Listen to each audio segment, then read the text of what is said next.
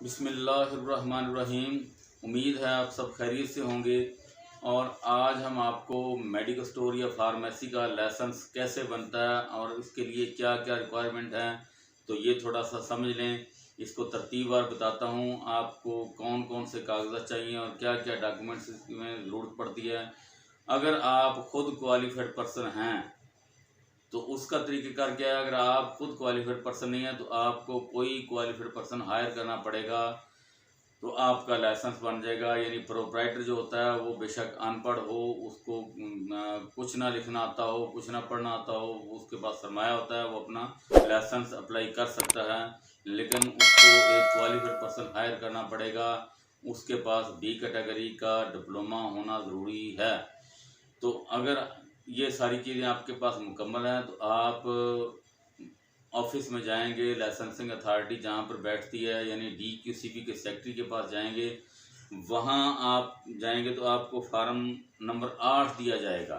8 number farm पर आप पहले प्रोप्राइटर का नाम आएगा, वो लिखेंगे। एक प्रोप्राइटर है या 2 प्रोप्राइटर हैं तो उनके नाम लिखे जाएंगे। उसके बाद नीचे खाने में क्वालिफाइड पर्सन का नाम लिखा जाएगा और उसके मुकम्मल क्वाइफ लिखे जाएंगे। इसी तरह साथ साथ शिनाख्ती कार्ड नंबर भी लिखा जाएगा। उसके नीचे अपना नाम, एड्रेस और साइन आपके होंगे। साथ ही आपका मोबाइल नंबर भी लिखा जाएगा।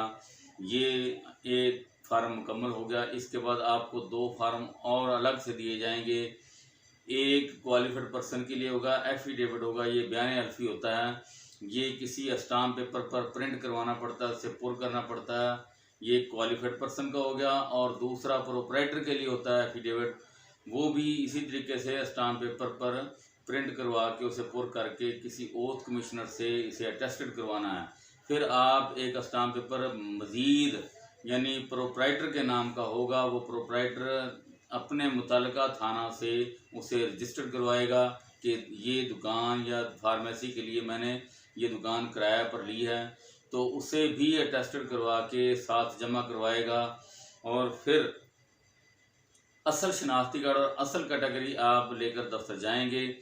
वहाँ आपको आपके कैटेगरी को और आपके शनाख्ती कार्ड यानी क्वालिफाइड पर्सन का भी और प्रोप्राइटर का भी, दोनों के शनाख्ती कार्ड को स्कैन किया जाएगा। आपके वहाँ पर ही तस्वीर बनाई जाएगी और साथ ही आपका थंब यानी अंगूठा भी लगवाया जाएगा। इस तरीके से आपका लाइसेंस का प्रोसेस मुकम्मल हो जाएगा।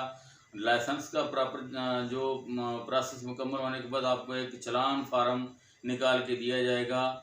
और वो चलान फार्म की रकम मेडिकल स्टोर की अलग होती है, फार्मेसी के लिए कुछ ज़्यादा होती है और डिस्ट्रीब्यूशन के लिए इससे ज़्यादा होती है। वो चलान फार्म आप किसी नेशनल बैंक की मेन ब्रांच में जमा करवाते हैं। उसके बाद आप उसकी फ़ोटो कापी अपने पास रखें, असल चलान फार्म जो वो दफ्तर में जमा करवा दें। इस तरीके से वो आपका लाइसेंस के लिए अप्लाई हो जाएगा और वो लाहौर लाइसेंसिंग बोर्ड में आपका लाइसेंस अप्लाई होकर चला जाएगा। वहाँ से कॉल आपके ड्रग इंस्पेक्टर को आएगी कि इस मेडिकल स्टोर की इंस्पेक्शन की जाए।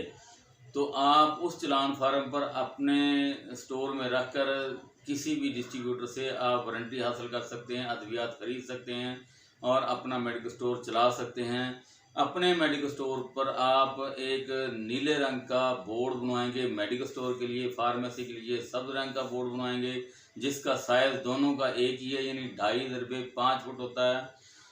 तो एक आपको फ्रिज रखना पड़ेगी, शेल्फ और अलमारियां, काउंटर वगैरह आपको खूबसूरत तरीके से बना के रखना पड़ेंगे। उनमें अद्वियात होंगी, फ्रिज वाली अद्वियात फ्रिज में होंगी, फ्रिज चलता हो। जब आपके पास ड्रग इंस्पेक्टर साहब आएंगे वो आपके बोर्ड की तस्वीर बनाएंगे, आपकी अलमारी की तस्वीर बनाएंगे और आपके फ्रिज की तस्वीर बनाएंगे और इंस्पेक्शन मुकम्मल करके भेज देंगे।